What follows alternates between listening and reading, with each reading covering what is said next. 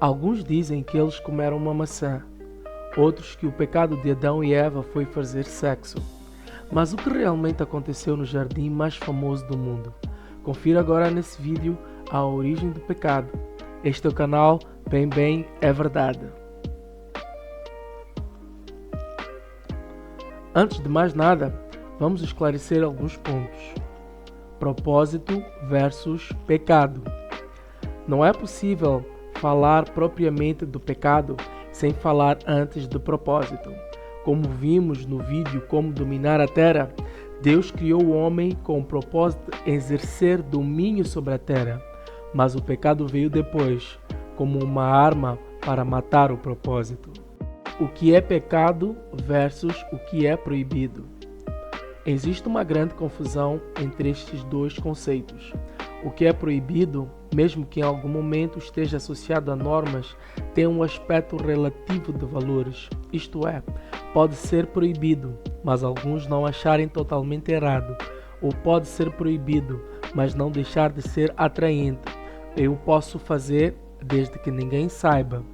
Mas o pecado ignora opiniões subjetivas sobre si, pois ele é simplesmente uma lei mortal.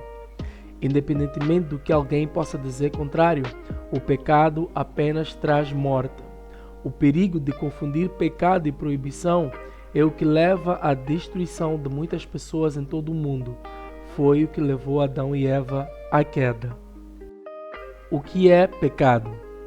Originalmente, a palavra pecado vem do hebraico hata, que significa errar um alvo.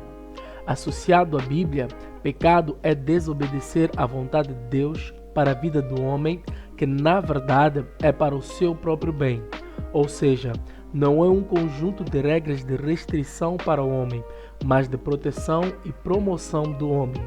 Olhar para o pecado na Bíblia de forma religiosa reduz a percepção do assunto para ideias relativas e ou subjetivas, porque religiões são várias e cada uma acredita no pecado do seu jeito. No entanto, não pode existir várias verdades sobre o mesmo assunto e em algum momento contrárias entre si. Apenas uma é a verdade. Tudo claro até aqui? Segue conosco. E ordenou o Senhor Deus ao homem dizendo: de toda a árvore do jardim comerás livremente, mas da árvore do conhecimento do bem e do mal, dela não comerás, porque no dia em que dela comeres, certamente morrerás. Gênesis capítulo 2, versículos 16 e 17. No capítulo 2 de Gênesis, verso 15, Deus colocou o homem no jardim do Éden para o lavrar e guardar, e nisso se desenvolver como administrador da terra. Nos versículos citados, Deus introduziu ao homem um conceito muito poderoso, a liberdade de escolha. No primeiro momento, ele apresenta o seu cuidado para com o homem, o quanto Deus se importa com a sua criação.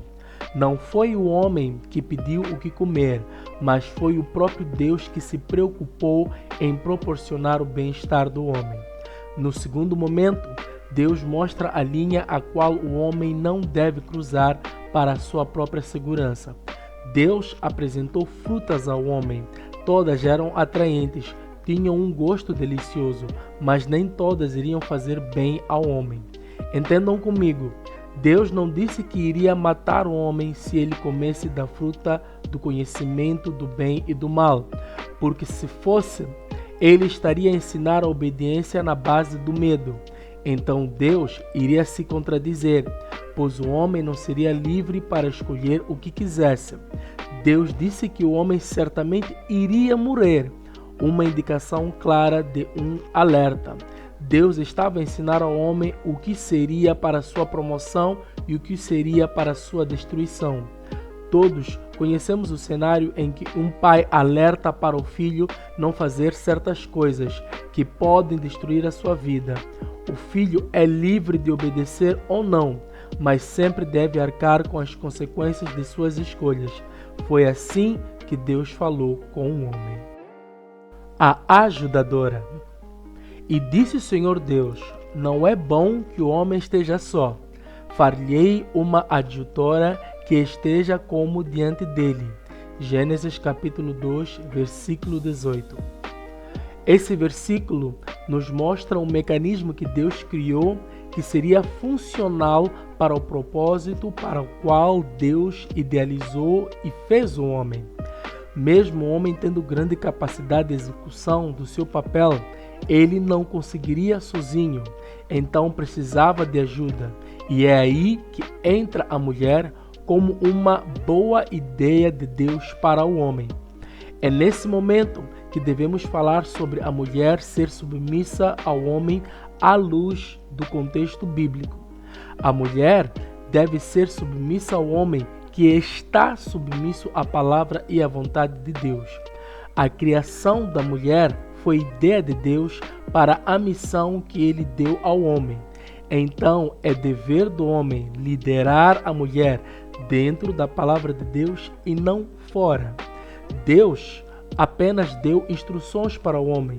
Era dever deste transmitir para sua ajudadora como as coisas deveriam proceder. Uma lição para as mulheres é que o melhor é um homem que carrega a visão de Deus para a sua vida, pois ao menos ele tem um plano e sabe onde deve chegar. E é mais fácil ajudar alguém que sabe qual é a sua missão.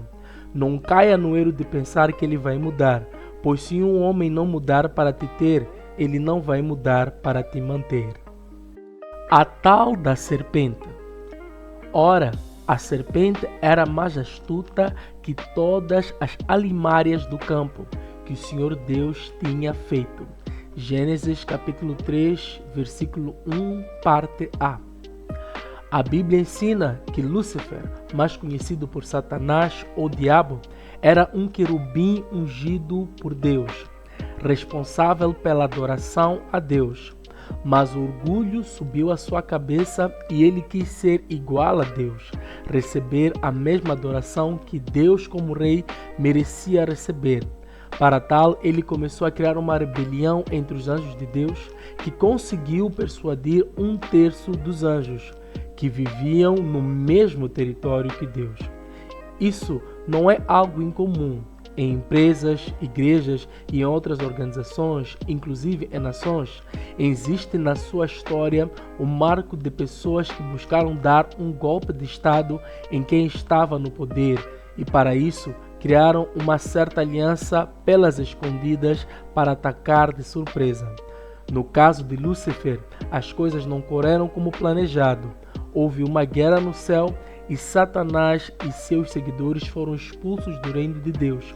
E Lúcifer perdeu o seu lugar para sempre entre os que serviam a Deus.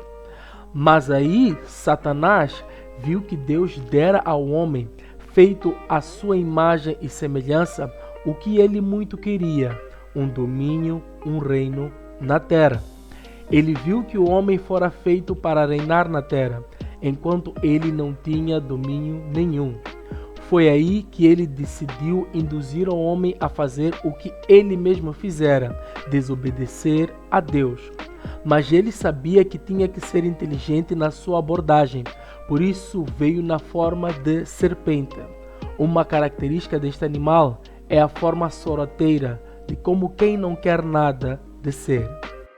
Mas por que a mulher? O diabo sabia que falar com o homem seria difícil, porque o homem recebera diretamente de Deus todas as instruções, inclusive sobre não comer a fruta do conhecimento do bem e do mal. Então este teria uma forte resistência. Mas a mulher recebeu essa informação do homem, que ela fora criada para ajudar. Veja só como ele conduziu a conversa. E esta disse à mulher: é assim que Deus disse, não comereis de toda a árvore do jardim? Gênesis capítulo 3, versículo 1, parte B. Satanás começou por sondar o terreno para ver até onde a mulher sabia das coisas. Ele começou a criar um conforto com a sua presença, e isso pode explicar por que ela não está espantada por falar com uma serpente. Sendo uma conversa, entre aspas, inocente, a mulher se sentiu à vontade em falar para a serpente que: e disse a mulher: à serpente: do fruto das árvores do jardim comeremos, mas do fruto da árvore que está no meio do jardim, disse Deus: não comereis dele, nem nele tocareis, para que não morais. Gênesis capítulo 3, versículos 2 e 3. O problema aqui estava na forma como a mulher entendeu as coisas, pois ela apresentou a consequência de comer a fruta como sendo algo contingente, sendo que Deus apresentou como algo certo. Isso foi um sinal para Satanás que a mulher não estava firme nas instruções que recebera. Por isso ele disse para ela: certamente não morrereis, porque Deus sabe que no dia em que dele comerdes, se abrirão os vossos olhos e sereis como Deus, sabendo o bem e o mal. Gênesis capítulo 3, versículos 4 e 5. Há uma lição aqui. Se não estamos firmes na verdade, damos espaço para o diabo nos firmar na mentira. Ele conseguiu convencer a mulher que Deus só não queria que eles fossem livres para serem o que quisessem, que podiam ser iguais a Deus, isto é, donos do seu próprio destino. Foi o mesmo que convencer um peixe que não precisava viver na água para estar vivo. Então, sem reservas, a mulher comeu da fruta e deu para Adão, que também comeu. Mas diferente de Eva, o homem sabia totalmente que estava a errar, mas ele se deixou levar, provavelmente pelo fato que aparentemente nada aconteceu com a mulher, e talvez tenha por um momento pensado que Deus queria lhes proibir e não proteger, e que nada de errado iria acontecer. Assim, ele decidiu conscientemente não dar ouvidos à instrução de Deus. Não foi um erro, foi uma escolha. Mas por que Deus não impediu? À luz da Bíblia, Deus como Criador e como Rei não poderia voltar com a sua palavra, que na verdade também é lei. Se ele se introduzisse no meio da situação, ele estaria a contradizer a si mesmo, dando brecha para Satanás o acusar de não ter palavra.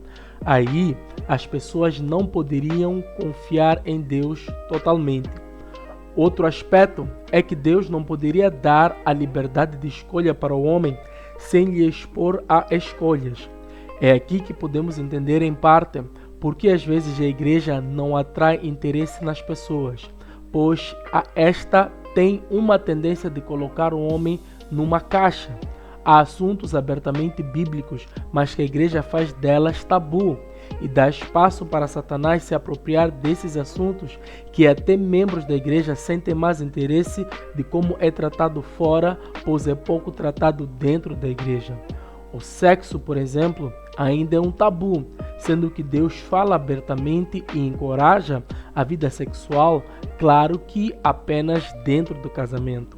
A igreja deveria ser o lugar de referência na educação sexual, afinal Deus criou o sexo, mas o diabo tem influenciado a cultura de hoje com muito tom sexual, como se fosse algo da sua própria criação. Deus respeitou o mesmo protocolo que ele criou e preferiu educar o homem sobre tudo aquilo que lhe faria bem ou mal, mas infelizmente o homem escolheu pecar. A escolha do homem não ficou sem consequência, e nós queremos trazer para si no próximo vídeo o que aconteceu depois do homem e a mulher comerem da fruta. Por isso nós pedimos que deixe o seu like e se inscreva no canal para que o YouTube possa te informar sobre o próximo vídeo e para mais conteúdo bíblico e prático para si. Fique bem e Deus te abençoe.